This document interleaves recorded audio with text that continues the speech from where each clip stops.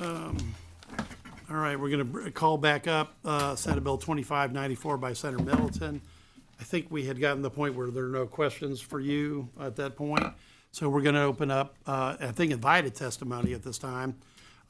Chair calls Monty Bennett, William Pruitt. Hope you gentlemen enjoyed Senate efficiency. Glad you could make it. Very much so. Very impressive. All right, so who wants to go first, William or Monty? William, you get to go first. So my name's William Pruitt, and I'm here today on behalf of Pacific Elm Properties. Good afternoon. I'm here today to urge the advancement of Senate Bill 2594. I first heard about the bill when reading a Dallas Morning News article entitled, "Texas GOP Wants Control of Downtown Dallas. Thanks, but no thanks." I went on to read about how the bill posed an existential threat to Downtown Dallas, Inc., and took control of PID resources away from downtown property owners. This was interesting to me because I'm a member of the board of directors of Downtown Dallas, Inc., and I currently serve as the chief investment officer for the largest owner of commercial property in downtown Dallas. I immediately obtained a copy of the bill and began to study it. What I found was a simple and straightforward bill that treats property owners fairly. The bill lays out a framework to ensure that tax revenue generated by our central business district's economic engine is reinvested in this special neighborhood to ensure its continued viability. That will not happen without the intervention of this body for two reasons that I would like to highlight. First, the vast majority of the 135,000 people that work in downtown Dallas are not allowed to vote in City of Dallas elections. Even though they may spend the majority of their waking hours in downtown Dallas, most of them sleep and therefore reside in one of our many suburbs. This simple misalignment means the people that work in our office buildings and eat in our restaurants and sleep in our hotels have no voice at Dallas City Hall. Second, it would be reasonable to assume that the nonprofits like Downtown Dallas, Inc., who are tasked with managing PID resources, are governed by PID ratepayers. That is simply not the case. Even though downtown property owners provide more than 90% of Downtown Dallas, Inc.'s revenue, they comprise less than 50% of its board. This creates an unfortunate conflict of interest, which manifests itself in self-serving decisions, like a recent vote to officially oppose Senate Bill 2594, because it posed too much of a risk for Downtown Dallas, Inc., the organization, even though it would be a godsend for downtown Dallas, the neighborhood.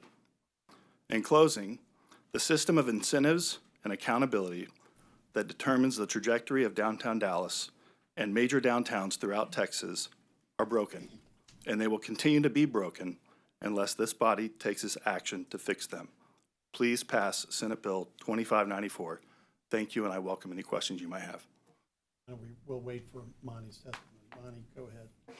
Ladies and gentlemen, our downtowns are in crisis, and we Monty, must... state your name first, sorry. Monty Bennett, Right. here testifying on my own behalf. Right. Ladies and gentlemen, our downtowns are in crisis, and we must act. Just in Dallas alone, the iconic luxury chain Neiman Marcus has threatened to close and move out. Bank of America decided to pay 3 times their current office rent just to move 1/3 of a mile outside of downtown. There are rampant rumors that AT&T has already decided to move out of downtown. The Mavericks basketball team is looking for options away from downtown Dallas. Dallas is in a free fall, and the downtowns of our other major cities aren't in much better shape. I strongly support this bill to reform the governance of our city-controlled downtown organizations such as Downtown Dallas, Inc., and its counterparts in our other large cities. These organizations have failed in their purpose of reducing crime, vagrancy, and filth. This legislation is a bold step towards revitalizing our urban cores. Today, downtown civic organizations have a dismal track record. Crime runs rampant, with assaults and thefts driving away businesses and visitors. Vagrancy overwhelms our streets, and litter and grime deter investment.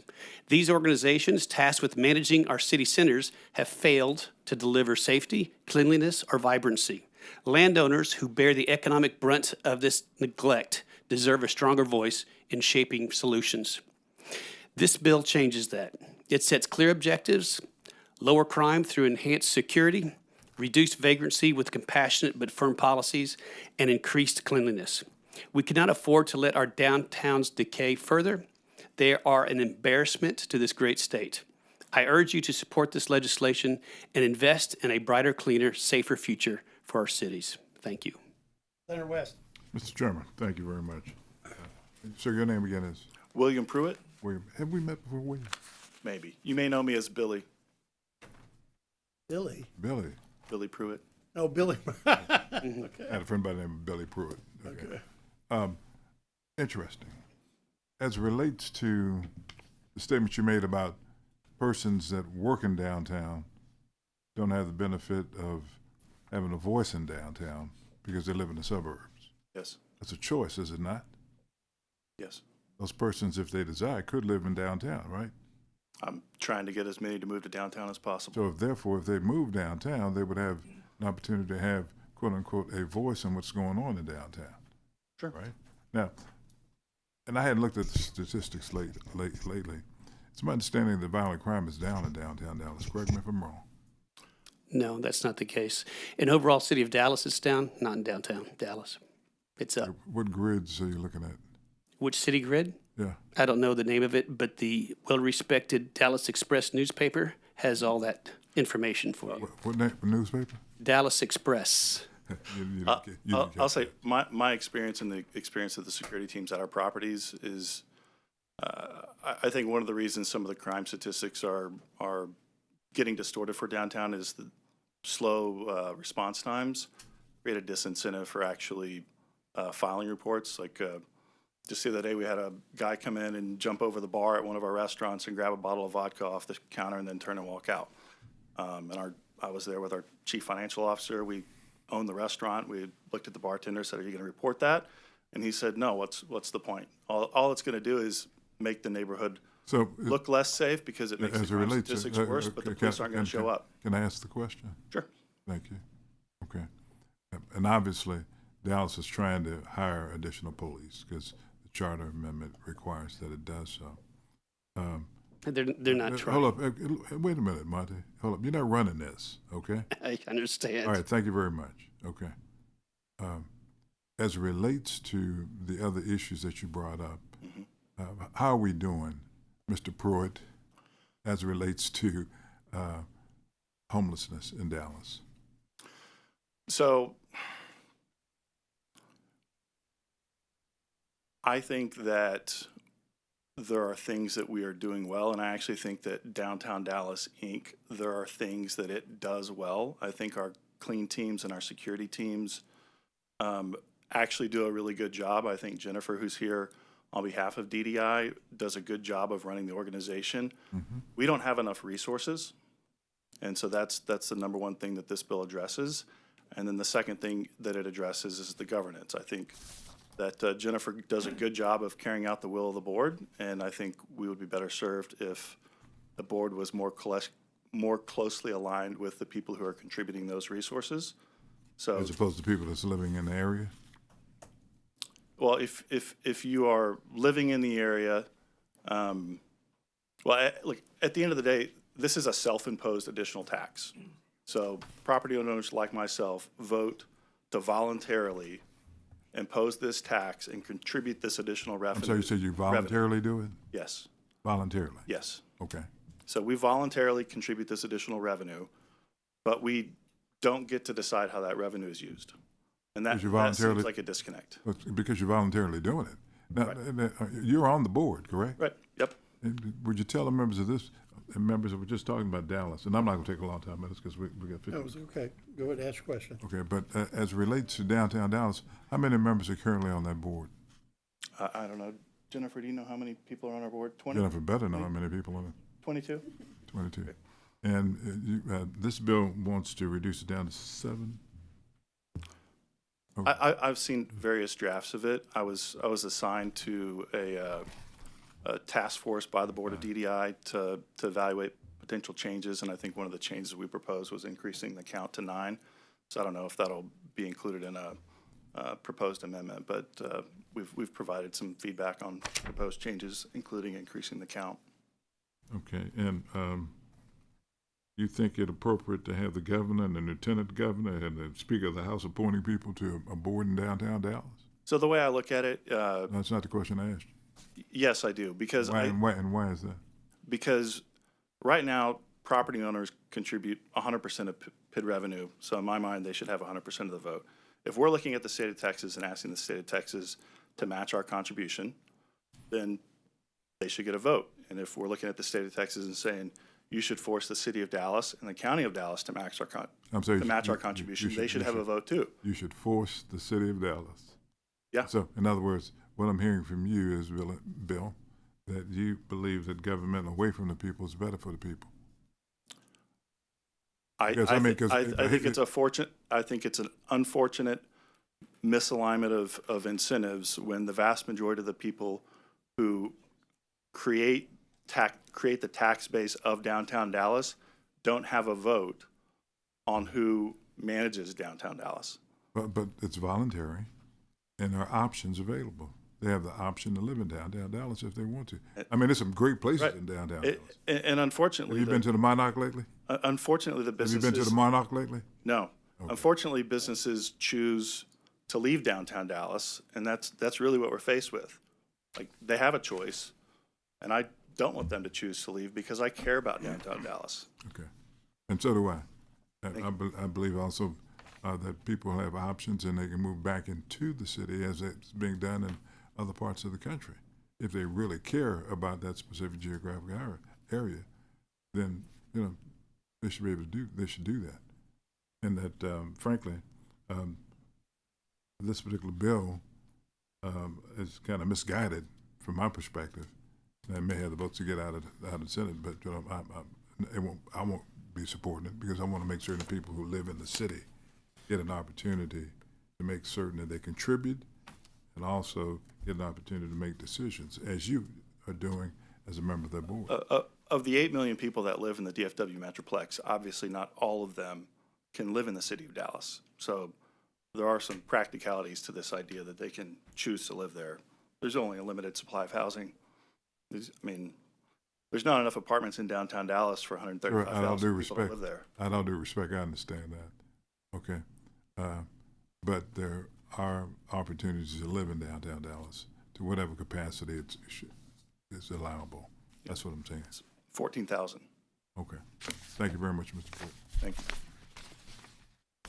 I've got some questions. I just want to make sure I understand, Senator Middleton. The board of governance of this PID, just to make sure that it's read into the records. You got 5 directors appointed by subsection C. That's a director appointed by the municipality, director appointed by a county commissioner's court, director appointed by the governor, director appointed by lieutenant governor, director appointed by the speaker of the house, and then you've got elected directors of 2 directors as elected by subsection D, which is the management organization elected by the 10 largest owners of, I assume it's commercial property. Don't have that one out. Is that true? Is that how this bill pattern looks from how the board of this PID is? Monty, you could go ahead and answer that. Yes, generally, there was a committee sub that changed that a little bit. And so my knowledge is bigger on the committee sub. And it obviously didn't make it all the way through or something, but it has 9 positions, 3 from the state.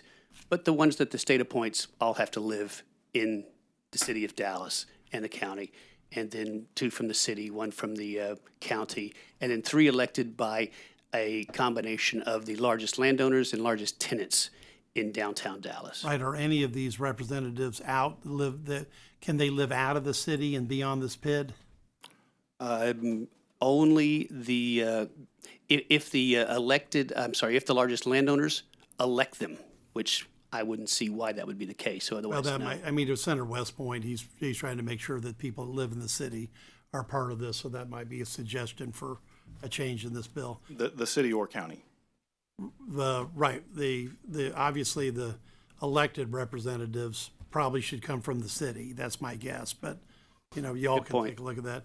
Obviously a county can represent. They can represent from a county representative. They can be anywhere in the county. That would be the logic of it. Any other questions Okay, Senator Middleton? I had one. Yeah, we're working on a committee sub still. Okay. So these things aren't happening, right? I mean, the vagrancy's not being addressed like it should. Litter's not being addressed like it should.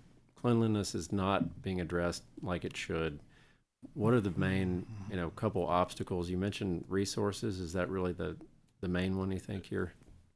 In my mind, the two primary obstacles are resources and then enforcement. Like when we talk to the police chief and ask them to increase enforcement for small crimes, he says, well, frankly, what's the point? Because our DA is not going to prosecute it. And so here we are.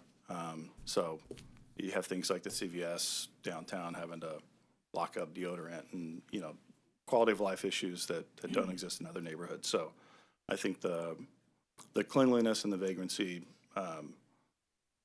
DDI does what it can to address those issues with the resources that it has, but we don't have enough resources. I mean, before we're going to call up the city, they're going to obviously have a different view, but you're looking at the spiral of violence, the spiral of not being able to get even minor crimes, even reported, much less actually prosecuted. You've got a spiral down effect that you're trying to use some type of governing body to combat. Is that the theory behind the bill, gentlemen? Is that? That's right, Senator, Mr. Chairman. And I don't think there's anybody that can contest the idea that downtown Dallas is a disaster. It is. And I have a photo, I think, of someone doing his business up against the Neiman Marcus that I can hand out if anybody's interested. It's an embarrassment. And so what needs to be talked about is what's the solution. And there's not really other solutions that are out there other than this bill. And it provides monies, but it also provides better governance and more accountable governance, because the state of Texas, I don't believe, is going to provide money anywhere unless they have a say in how that money is being spent, and that it's going to be spent wisely and well. And the leaders of Downtown Dallas Inc. don't object to the extra money, but what they object to is the change in this governance, in that instead of it now being maybe a third landowners and 2/3 kind of city-friendly type people, it moves to a third landowners, a third appointed by the state, but still living in that area, and then a third the county and the city, which I think is a fair governance structure. It keeps the existing organization intact. It keeps the existing PID intact. It just supplements it with additional monies from the county, state, city. Right, but from your perspective, the reason why you're in favor of the bill is because the option of doing nothing, or at least the status quo, just ends up with a continued spiral down effect. Is that?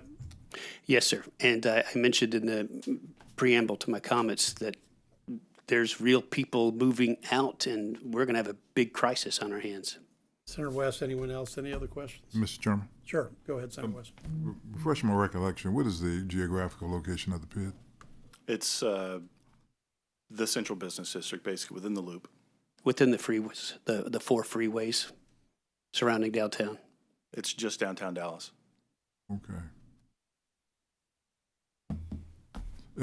And if we went in this direction, I'm going to be interested in hearing from the city. But if we go in this particular direction, how do we make certain we have diverse representation? What kind of representation, sir? Diverse representation. Diverse representation. Yeah. There's no provisions in the bill I know there outlining certain ethnicities or races or Well, genders. I know there aren't, but it's a very diverse city, is it not? It is. So don't you think it should be diversity in terms of Well, representation? the county has a slot and the city has 2 slots, so they can certainly take that into account as they nominate people for those 3 slots. And there was something about, you said the state The new board. would help fund this? Yes, I don't see a mechanism in there unless I just overlooked it. there's a mechanism in there to do it, and it's asking for the state to match the PID amount. But my understanding is that by legislation, you can't force the state to fund something, so it needs to be in the budget and handled that way. But and if the state doesn't put that money in, but the state doesn't get their 3 representatives. So it's contingent upon the state putting in their share. I see nothing in here about if they don't put the money in, they don't get their 3 representatives. That was in the committee sub that didn't make it out. Now you really lost me. It's in the committee subs that didn't make it out. What do you mean? Well, we were working on a committee sub, and I thought that Oh, that was didn't going to make be it. It's not presented ready. here today. Yeah, It's not ready yet? Yeah, no. Yeah. not ready. Yeah. Apologies. But if I could, I want to take time, I was reading from the original bill as filed. From what I understand, the current proposal here is to have 3 of the city, by the city reps, 3 state reps, and then 3 landowner reps. Is that the current 1/3, 1/3? Is that it, Senator Middleton? That's not what That's in the committee sub 1. That's not in what you have copies of in front of you. Okay, I just wanted to make sure, because that was, obviously that was outdated information I was reading. I want to make sure the record has the current. Okay. Other questions? Thank you, and again, thank you for your patience earlier today. Do you notice my apparel? Yes, well, I've noticed that you don't have a tie on, and It's always something with you guys. yeah, I know it is, but, Why don't you have a tie on? Why don't you have a tie? I'll let him borrow mine. yeah, that's right. But you don't have to have a tie to testify in this committee, so. Thank you. Thank you for your patience, and glad I could intercept that question for you, Monty. It was not appropriate. Thank you. Thank you. Thank you for All your right. service. Okay, let's open up public testimony on Senate Bill 2594. I've got 4 witnesses. We'll just get everybody at the table here. Got Matthew, Geske, Charles Reed, Ross Martin, and Ted Hamilton. Okay, biggest to smallest. Let's go.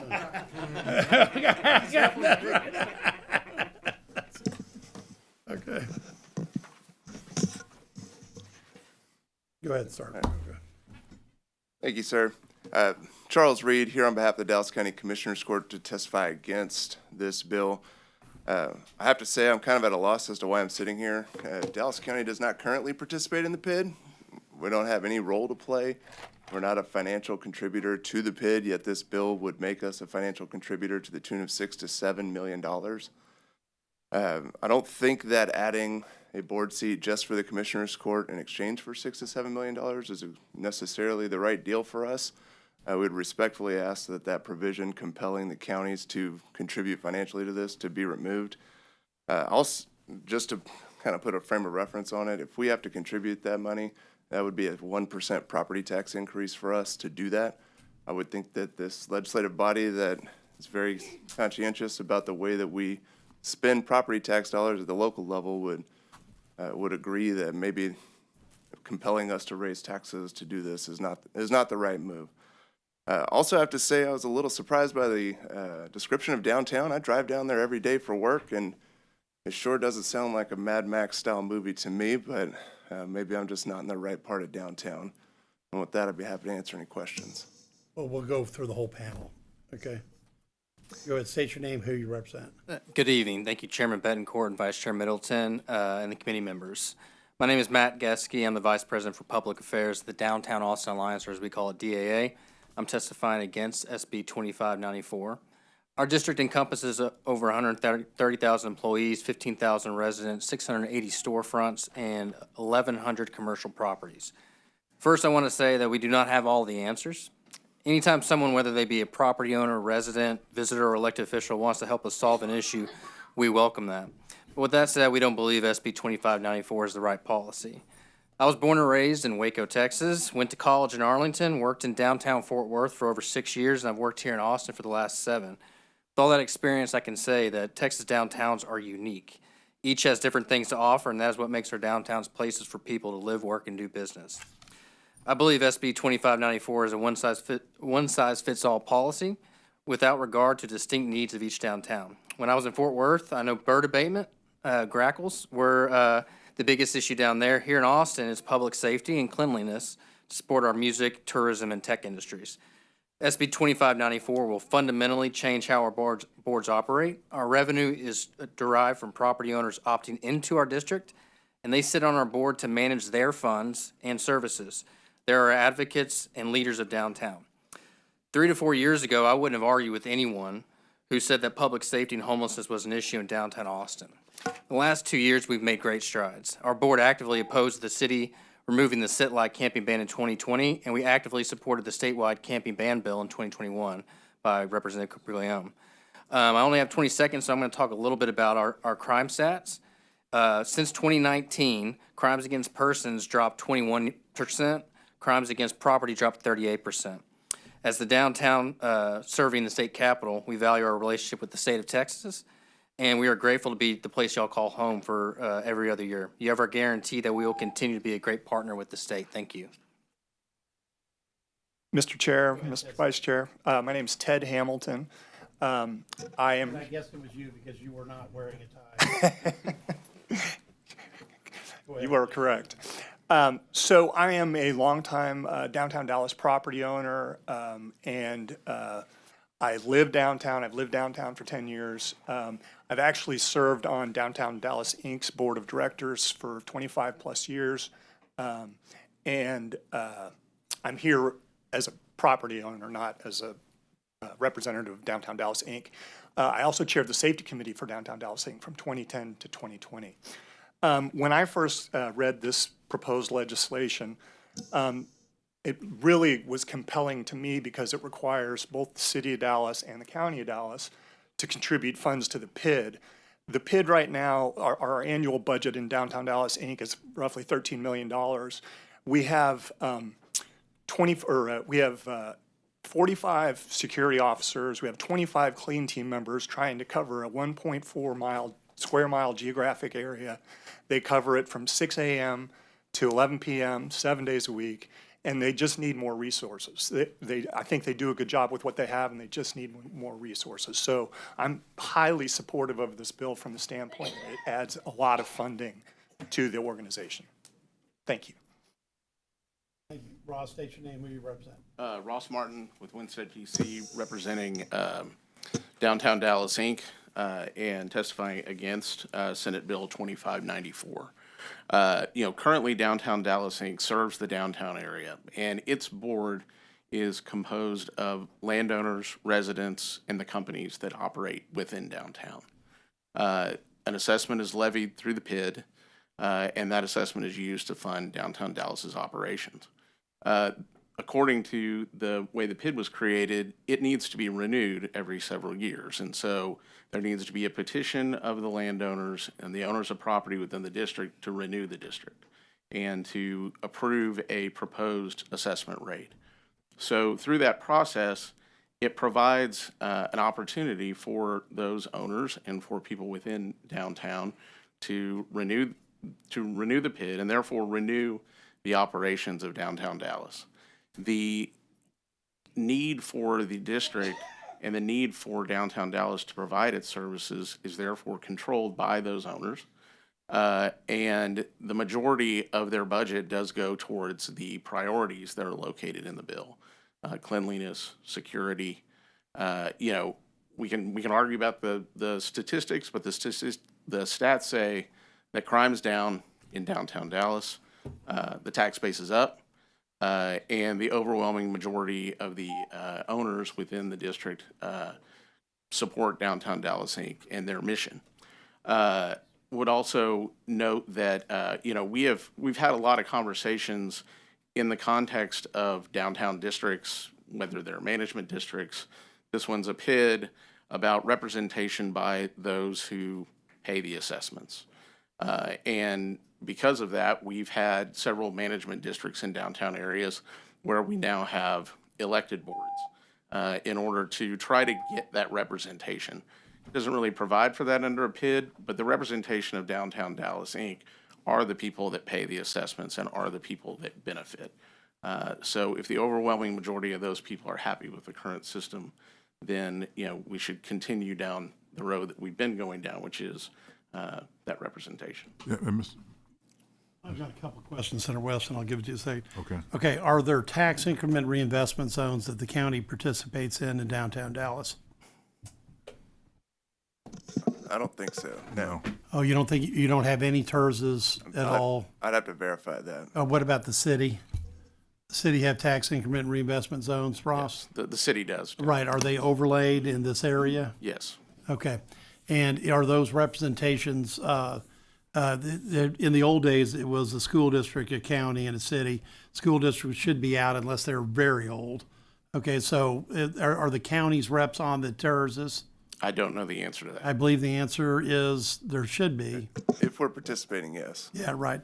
Now, could I get an idea of how much money is flowing through those TERSs that the county is spending on, or actually losing that increment of? Because that's, part of what the money that's being flowed through this area.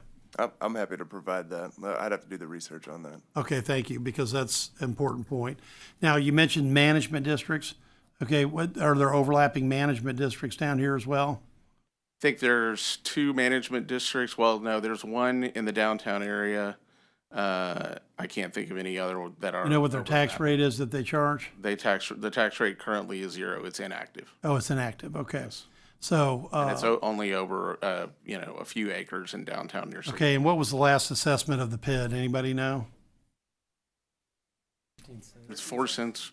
How much is it? 13 cents per 100. 13 cents per 100? It's pretty big for a PID. Okay, that's nearly at the limit of, that's mid-range management district number. Okay, so what I want to hear is I want to know what these TERSs are and how much the county's already forgoing to the TERS because they're part of this structure. I'd like to know what the city contribution on this TERS is. Are there more than one TERS or just one in this area? I know there's one. There may be more than one. All right, I want to report on all that. Senator West? Thank you, Mr. Chairman. Members, this is my senatorial district here. And let me make sure that I give you some information about it. And either Ross, you, or anyone else sitting at the table, or either Jennifer, in terms of the last crime report of crime in downtown Dallas, is crime up or down? Down. Okay. Property and also violent crime. Jennifer, is that correct? Jennifer, you got to come up here and say it if you're going to speak. Sorry. Okay.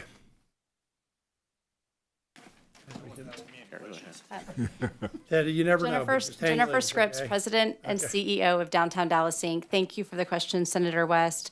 Year-to-date, crime in downtown Dallas is considerably down, especially non-violent crime, and violent crime, I think, is flat.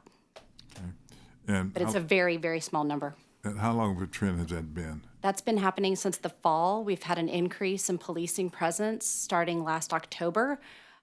They expect to continue to add police through June, bringing us to about 130 officers total, up from 90 last year.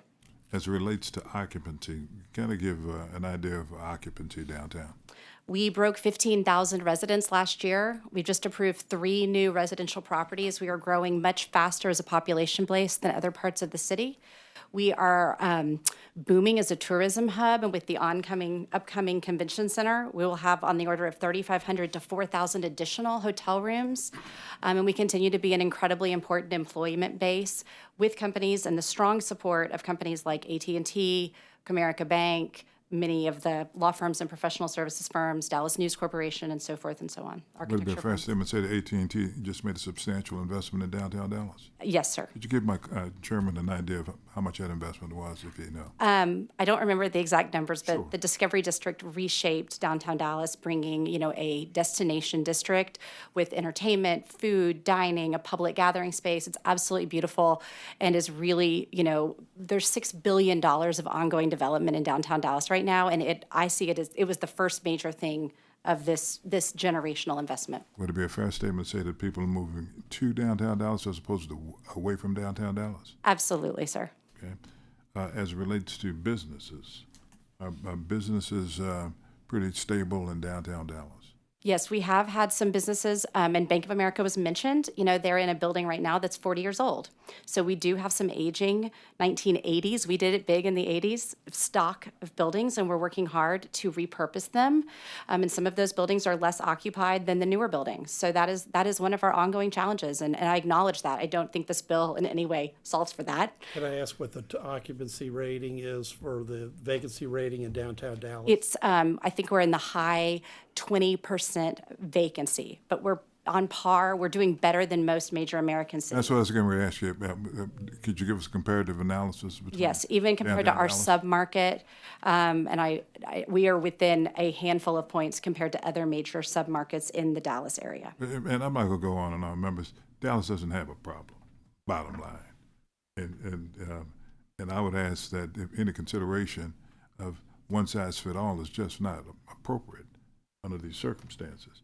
And if for some reason you want to have this for other cities, fine. I'll let those senators come and debate those issues. But as you see, crime is down. Are there pockets of the city where we have problems with people and vagrancy? Yes. Homelessness is not a big problem in Dallas. And so this overlay of bureaucracy, and it's not necessary in downtown Dallas, and hope that you would see the same thing. And any substitute should carve the city of Dallas out. Thank you, Mr. Chairman. Thank you. Senator Middleton? I had a question for the city. You know, y'all, I guess custody may not be the right word, but y'all collect the assessments, 13 cents per 100, I think is what you said. What's the city's overhead in that? You know, because there's a cost. You know, the city allocates some overhead to. It's minimal. I think we were talking about this earlier. They charge, I think, $60,000 to administer the PID to us. Okay, what's y'all's overhead as? an We're organization? capped. I don't have the exact number, but there's certain caps, and we're well below it. We're on a very lean machine. I think Austin, I saw somewhere it's 25%. I see that. Overhead is Further flat. overhead? Yeah. Yes, sir, yeah. that's by city required. Okay, I mean, which is high. It's very high. We've talked to them about that. Okay. We're I mean, below that, you know, 15%. because that's any overhead is money not going to core services. So obviously, what's the cost to collect? I guess y'all use a tax assessor. We don't do that, so I don't City's know. doing, yeah, Yeah. city is okay. Okay. Any other questions? Ted, I can bring you back if you want to make a comment. Okay. Let me just say this. Look, there's been a lot of good information exchanged here, actually. Okay. And I want to make sure that everybody understands that there are interrelationships that are already here, like the TERSs, et cetera, that we always find out about when we have these discussions. I go back to a point where he made earlier, okay? When people get to the point where somebody jumps over a bar, steals a bottle of vodka, and they don't want to report it because they're wasting time, that's a problem that has to be resolved, okay? And it's not just it's a symptom of what they're dealing with. Now, I want to point out that earlier today, when you have a charter amendment that passes with 55% of the vote, that's a sign of dissatisfaction by any estimate on any measurement I understand, especially debating what I heard was being debated, which is when you openly debate a question of whether or not you're going to give up sovereign immunity. That's a pretty big concept. Okay, so I just want to caution everybody here that we have bills that come through. There's times for everybody to talk. There may be a period of time where people can talk at this point because the committee substitute is not ready. And I just want to point out that when I hear that level of frustration, that means that we're not at least communicating what you all think may be obvious, what other people don't seem to think is obvious. And importantly, we'd be very interested to see all the cash flows that go into what's happening with downtown, not just the PID itself, but the TERSs, et cetera, and what those sources and uses are. That's just an observation as somebody who has passed these type of charter amendments before long ago in a galaxy far away. And Senator West has, unique knowledge of this too. But part of this is, I would say, I think all parties should use this as a learning opportunity, an opportunity to have a discussion, because maybe that's what we've done by bringing everybody together today. Mr. Chairman, may I? Sure, go ahead. And I concur with you wholeheartedly, but if we're going to make decisions, let's make sure we have the facts, Right. okay, as opposed to anecdotes. In terms of people jumping over bars and stuff like that, of course, we don't want to have that in any city in the United States. But let's make sure we know what the crime rate is, and we can provide this committee that information. And so, again, one size does not fit all.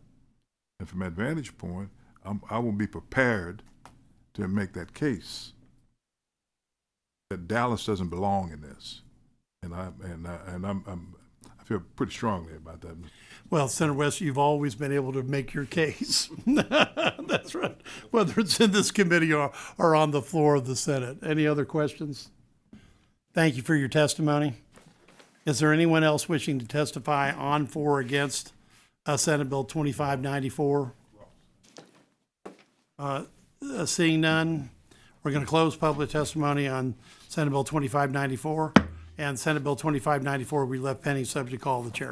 Thank you. All right.